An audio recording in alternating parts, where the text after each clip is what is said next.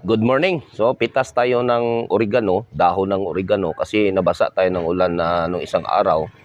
Tapos parang umpisa tayo na inuubo. Makating lamunan. So, 'yon no, prepare natin, lagay yung matapos hugasan yung dahon ng oregano, lagay natin 'yan sa baso. So, simple lang 'yan siya. So, maraming benefits ito yung oregano. Yan, lagay tayo ng mainit na tubig. Tapos ato nilagyan ko ng nagkat ako ng 2 kalamansi. Yung kalamansi na ito doon din sa tanim ko. Yung kalamansi na nakapat siya.